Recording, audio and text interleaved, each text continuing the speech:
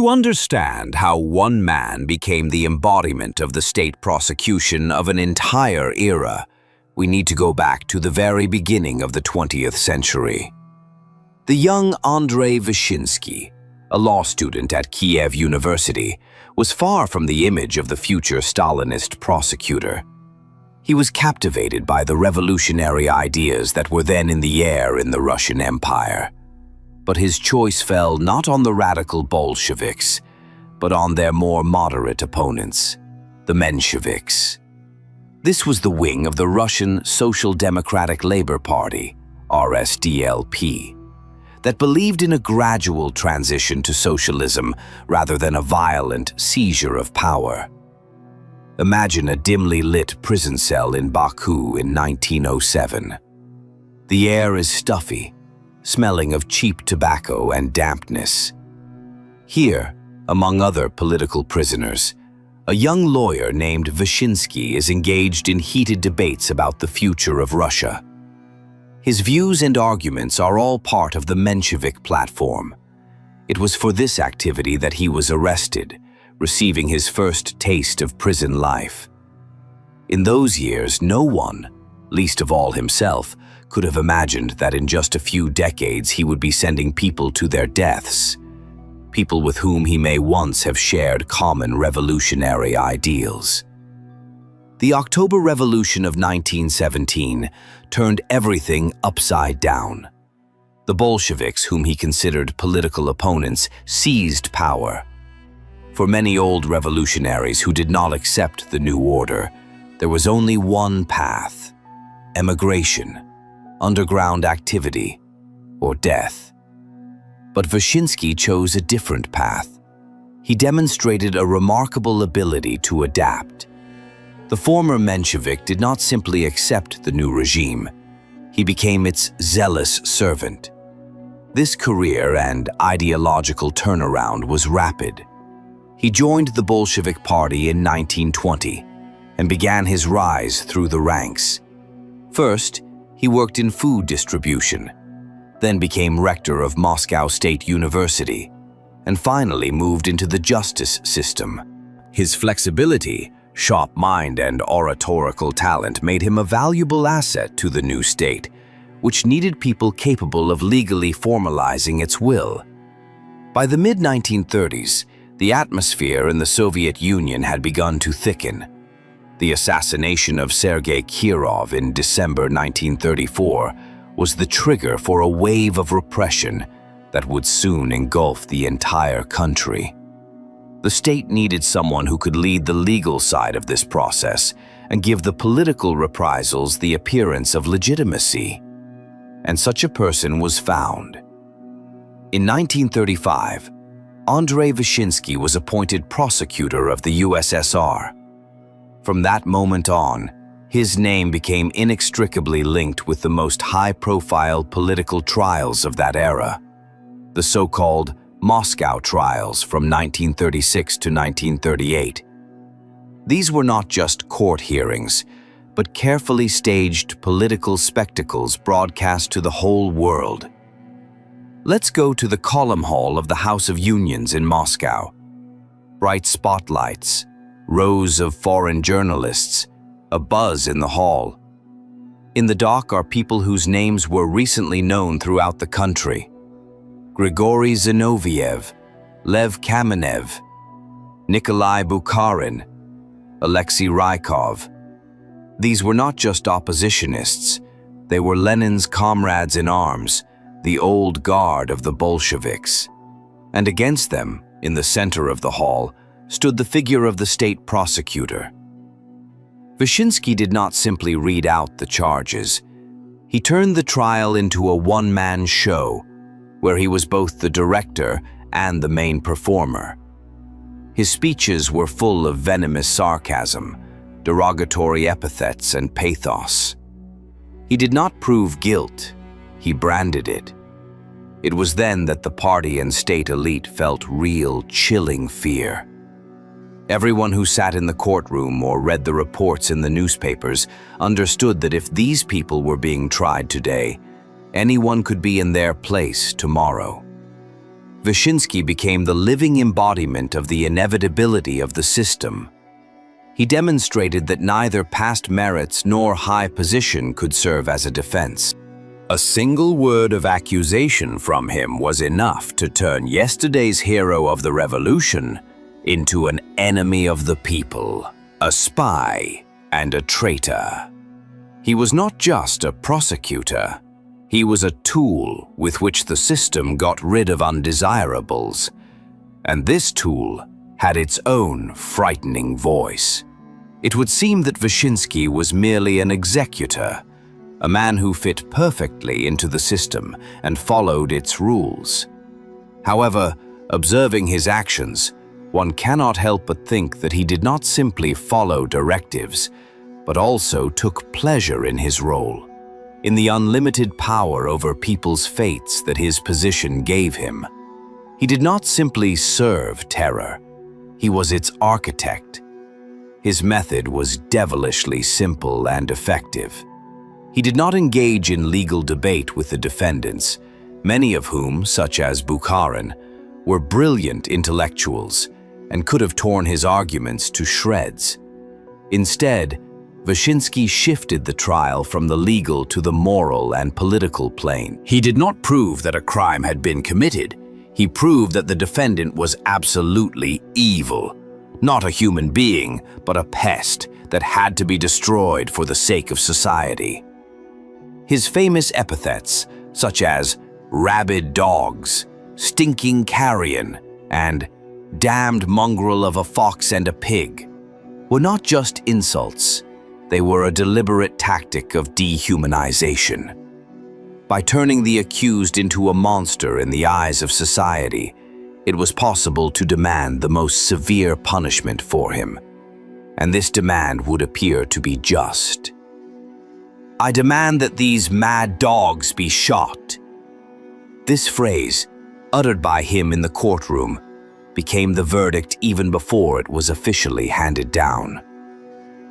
Behind the scenes of these spectacles was the titanic work of the NKVD investigators. Vashinski took the stage when the defendants had already been broken by months of interrogation, torture, sleeplessness, and psychological pressure. They went to trial with memorized roles and confessions. The prosecutor's task was to publicly confirm this result and not give the accused a single chance to deviate from the script. Sometimes, however, there were glitches. Nikolai Kristinsky suddenly recanted his testimony at one of the trials, claiming that it had been given under pressure. For Vashinski, this was a challenge. He did not lose his composure. The next day, after the investigators had done some additional work with Kristinsky, he obediently returned to his original version. This episode showed how fragile the entire structure of the prosecution was, and how masterfully Vashinski was able to conduct this terrible orchestra. At the heart of all his activities lay not only Stalin's political will, but also a coherent, albeit monstrous, legal theory. It was Vashinski who formulated and introduced into Soviet legal practice the principle that confession is the queen of evidence. In his book, Theory of Judicial Evidence in Soviet Law, for which, ironically, he received the Stalin Prize, he theoretically justified this approach. He argued that in the conditions of class struggle, classical bourgeois principles, such as the presumption of innocence, do not work. The enemy is cunning and devious, and his own confession, extracted from him during the investigation, is the highest and most reliable proof of his guilt. This turned the entire world of jurisprudence upside down. For centuries, legal thinking had been that a confession could be false, obtained under pressure, and therefore had to be supported by other, objective evidence. Vashinski proclaimed the opposite. The goal of the investigation was not to establish the truth, but to obtain a confession at any cost, and the court became a formality. a ritual confirmation of a sentence that had already been passed. He also introduced the concept of objective imputation, according to which a person could be found guilty not for what they had done, but for who they were. If you came from the wrong class or were associated with the opposition, your guilt was predetermined. This gave the repressive machine free rein, allowing it to destroy people not for specific acts, but on social or political grounds. But who was this man outside the courtroom? Was he a cynical careerist or a fanatical believer in the righteousness of his cause? Apparently, he was both. He had phenomenal stamina, a razor-sharp mind, and an excellent memory.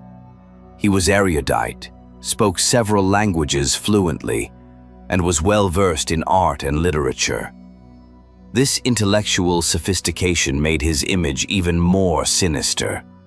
He was not a primitive executioner, but a highly educated lawyer who consciously put his knowledge at the service of terror. His relationship with Stalin was that of an ideal executor and client. Vashinski, like no other, knew how to anticipate and legally formalize the leader's wishes.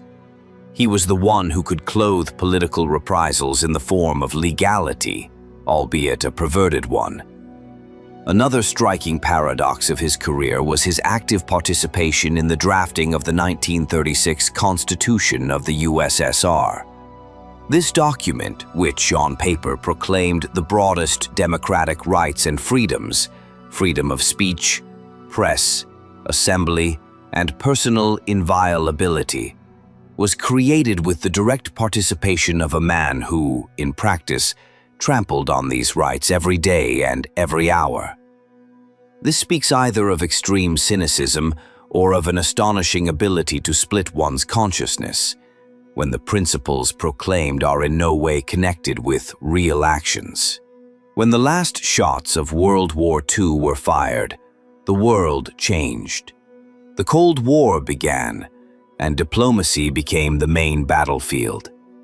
Here too the system found use for Vashinski's talents.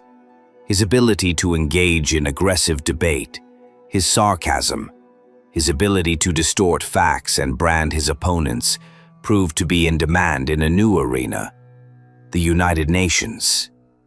In 1949, he became the USSR's Minister of Foreign Affairs, and then the country's permanent representative to the UN. Imagine the UN meeting room in New York. The atmosphere is tense but respectable. Diplomats in formal suits conduct measured debates in impeccable English and French. And then the former prosecutor of the Moscow trials takes the podium. His style shocked his Western colleagues. He brought to the UN the same rhetoric he had used against the enemies of the people. He did not seek compromise. He denounced American warmongers, Wall Street puppets, and fascist mercenaries.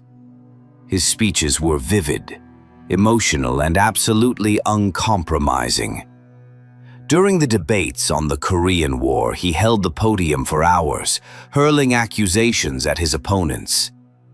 Western diplomats accustomed to a more restrained manner were stunned. They saw before them not a diplomat, but a prosecutor who was judging the entire Western world. This transformation from architect of internal terror to chief spokesman for Soviet foreign policy was striking. It showed that for the system, Vashinski was a universal soldier capable of working with equal effectiveness in the courtroom and on the international stage.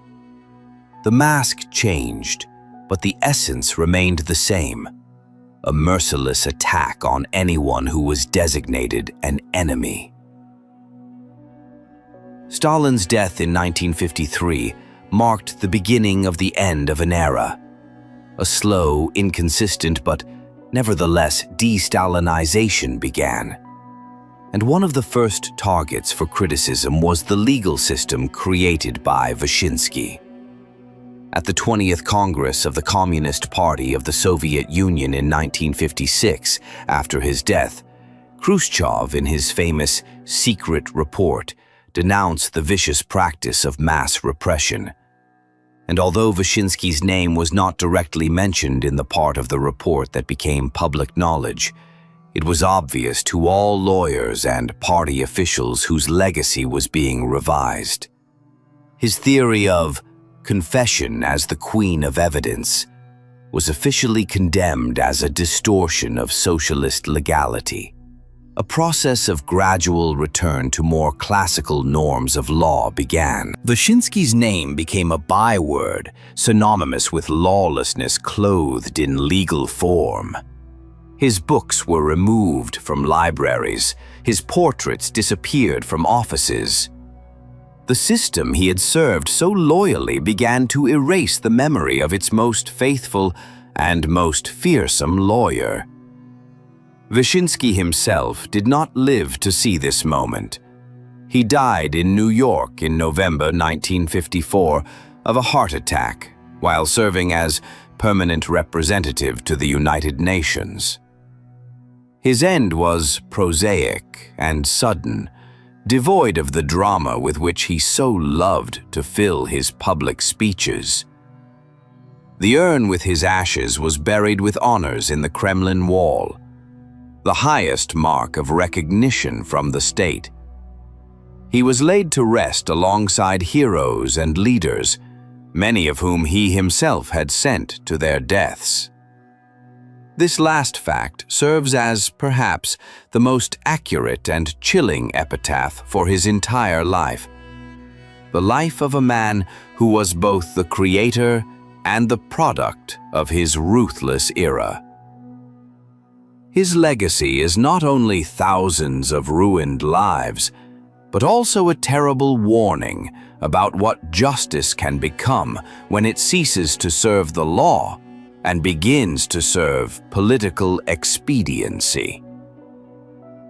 But before becoming the country's chief prosecutor, Vyshinsky had undergone another equally important training. He was rector of Moscow State University. In the late 1920s, the Soviet authorities launched a decisive offensive against the old bourgeois intelligentsia, and universities were a key battleground. Vyshinsky, appointed to this post, proved himself to be a ruthless administrator and ideological purger. He led campaigns against old-school professors, accusing them of idealism, apoliticality, and sabotage on the philosophical front. Dozens of outstanding scholars, who were the cream of Russian science, were dismissed, arrested, or forced to emigrate.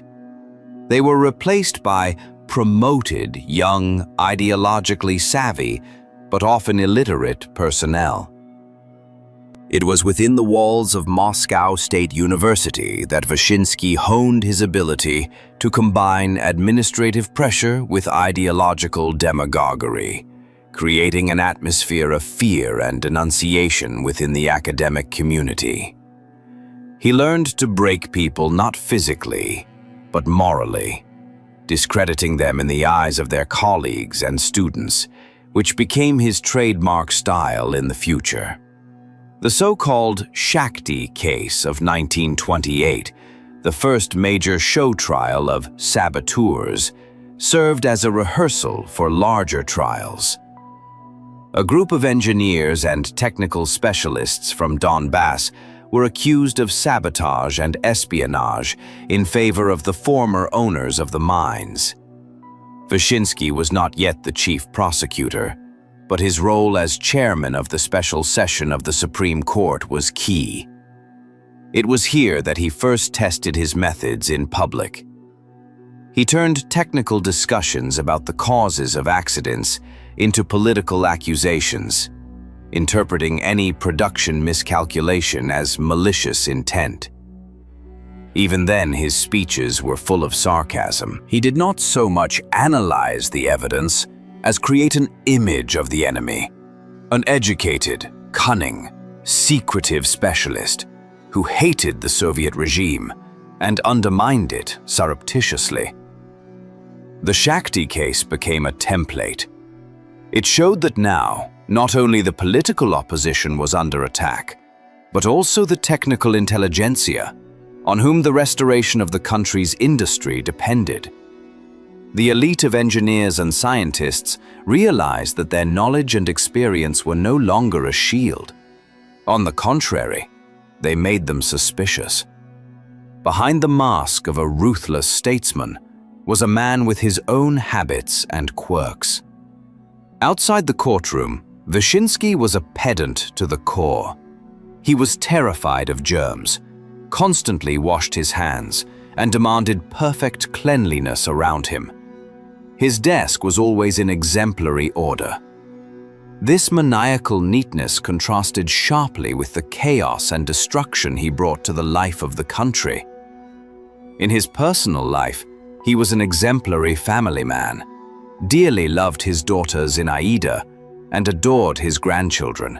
Memories remain of how this formidable prosecutor, whose words were feared by commissars and marshals, could play with his granddaughter for hours, transforming into a caring and affectionate grandfather. He was a connoisseur of classical music and theater, and had amassed a huge library. This striking contrast between the public executioner and the private individual is perhaps the key to his psychology. He was able to completely disconnect one part of his personality from the other, building an impenetrable wall between his work, where he destroyed people, and his home, where he was an ordinary man.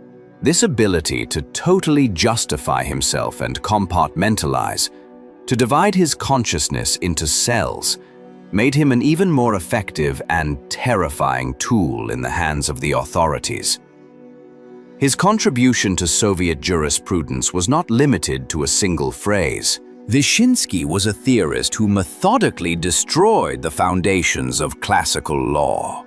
He actively promoted the use of so-called analogy in criminal law. If there was no article in the criminal code that exactly corresponded to a person's crime, the court could apply the article describing the most similar act. This opened up unlimited scope for arbitrariness. Any action that seemed suspicious to the authorities could be brought under some similar article on counter-revolutionary activity. Thus, the law ceased to be a clear set of rules and became a flexible tool that could be applied to any situation. It was Vyshinsky's legal theory that formed the basis for the legal justification of the mass deportations of entire peoples. The Crimean Tatars, Chechens, Ingush, and Kalmyks. They were accused of collaborationism indiscriminately, without individual examination of each person's guilt, applying the principle of collective responsibility, which is a gross violation of any legal norms. Vashinski argued that in the context of fighting enemies, the interests of the state and the collective take precedence over the rights of the individual. The irony of his career reached its peak after the war, when, albeit as a consultant, he became involved in the Nuremberg trials. The man who had been a master of staged show trials, where the verdict was known in advance, was now participating in a court that was supposed to become the benchmark for international justice. Behind the scenes at Nuremberg, he actively influenced the Soviet delegation led by Roman Rudenko. He insisted on a tougher line, on using the same methods of political pressure that had worked so well in Moscow. He tried to slip evidence of Nazi guilt into the indictment materials on the Katyn massacre, even though he knew perfectly well that this crime had been committed by the NKVD. This attempt failed miserably and became one of the most awkward moments for the Soviet side at Nuremberg. For Western lawyers, his logic was alien and bizarre.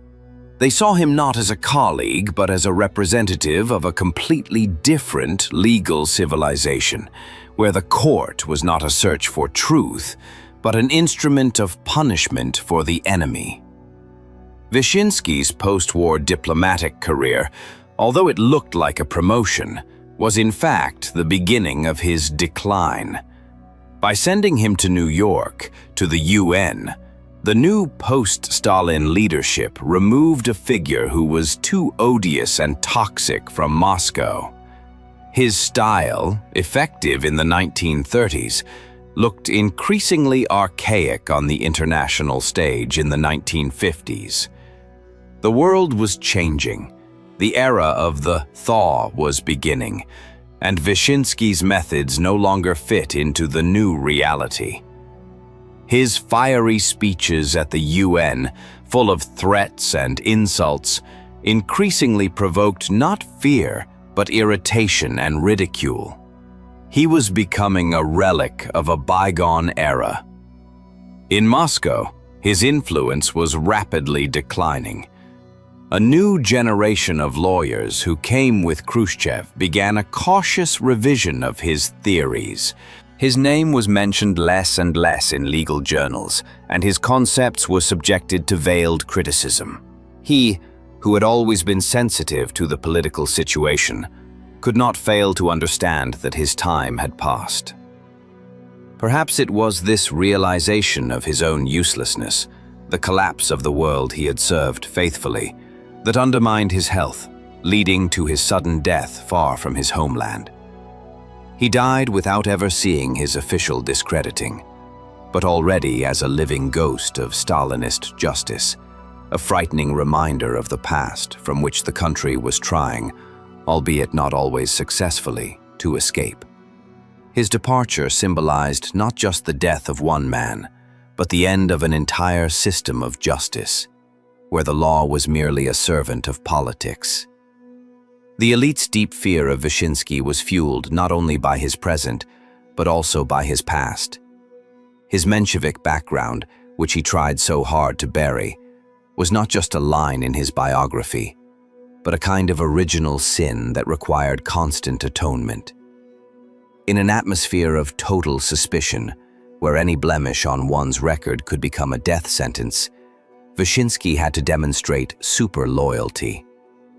His fury in the courtroom was not just a show for the public or professional zeal. It was the fury of a neophyte who burns all his bridges and proves his devotion to his new faith with redoubled force.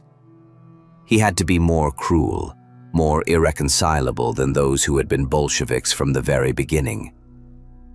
Each sentence handed down to an old Leninist was for Vashinsky an act of self-purification, a public renunciation of his own past, and a confirmation of his absolute loyalty to Stalin personally.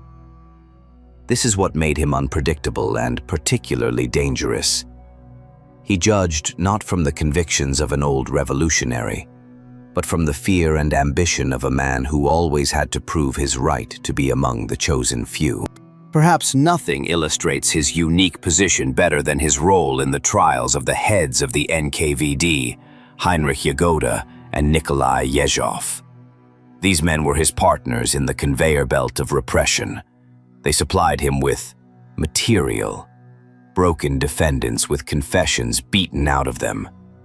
And then the wheel of fortune turned, and yesterday's all-powerful commissars found themselves in the dock, while Vashinsky, without batting an eyelid, leveled the same accusations of espionage, conspiracy, and treason against them. With icy calm, he used their own methods against them, knowing full well how this evidence had been obtained. This moment was the height of fear for the entire nomenclature. If Vashinsky could accuse a man today, who had been his main ally in carrying out terror yesterday, then there were absolutely no guarantees for anyone. He demonstrated that his loyalty belonged not to the department or his colleagues, but exclusively to the top echelons of power. He was not just part of the system, he was its immune cell, which, on command, attacked any other cell in the body. even the most important ones. His talents were not limited to courtrooms. In the summer of 1940, when Stalin decided to put an end to the independence of the Baltic states, it was Vashinski who was sent to Latvia as a special representative of the Central Committee of the All-Union Communist Party, Bolsheviks. His mission was delicate. It was necessary not only to occupy the country, but to make it appear as if it were the voluntary expression of the will of the Latvian people. Arriving in Riga on a special train, he acted not as a prosecutor, but as a political director.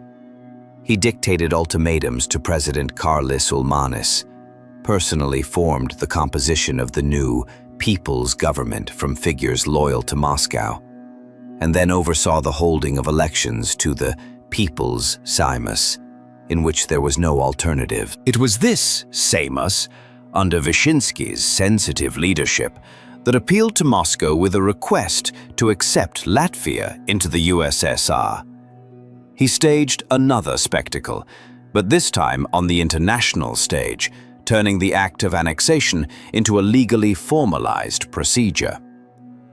This showed him to be a universal specialist in the legalization of lawlessness, capable of working in any genre required by the authorities. His influence went far beyond specific processes. Becoming director of the Institute of Law of the USSR Academy of Sciences, he turned it into an ideological headquarters for the formation of a new generation of Soviet lawyers. He did not just write books, he created a school. Young students and postgraduates studied his works, absorbing the idea of the primacy of state interests over individual rights and a class-based approach to justice. He trained lawyers for whom the law was not a measure of justice, but a political tool. This was perhaps his most enduring legacy. Even when Stalin's system began to change, thousands of judges, prosecutors, and investigators across the country continued to think in Vashinsky's terms. He poisoned the very source of Soviet jurisprudence, and the consequences of this poisoning were felt for decades, manifesting themselves in the accusatory bias of the courts and their disregard for evidence. In the courtroom, he was a master of sophistry, able to turn any weakness in the prosecution's case into its strength. When defense lawyers timidly pointed out the complete lack of material evidence or documents confirming the defendant's guilt, Vashinsky would explode with righteous anger. "You want documents from these gentlemen spies?" he would thunder. "Do you want them to carry their treasonous plans in their briefcases? No one is that stupid. The absence of documents is the best proof that we are dealing with experienced conspirators who know how to cover their tracks." This twisted logic was deadly. It created a vicious circle from which there was no escape. The presence of evidence proved guilt, and its absence proved it even more convincingly. He deprived the defendants and their lawyers of the very possibility of operating with facts, transferring the entire process into the realm of assumptions, political labels, and demagoguery, where he felt like a fish in water. His influence on the international stage was also evident in less noticeable but extremely important episodes. For example, in the drafting of the UN Charter and the Universal Declaration of Human Rights, Vashinsky, as head of the Soviet delegation, fought fiercely over the wording. He vehemently opposed the inclusion in the documents of provisions that could be interpreted as a right to interfere in the internal affairs of states, fully understanding how vulnerable the Soviet Union was in this regard. He insisted on the priority of collective rights, of nations and states, over individual rights, laying an ideological mine under the very concept of universal human rights. In these disputes, he used his entire arsenal: legal casuistry, demagoguery, and accusations of hypocrisy against his opponents. To Western lawyers raised on the ideas of natural law, His position seemed wild, but he stubbornly defended the right of the state to be the absolute master of its citizens, effectively transferring the logic of the Moscow trials to the global level. Andrei Vyshinsky has gone down in history as a figure who personifies the dark side of Soviet justice. His life is a reminder of how fear can become an instrument of power, and flexibility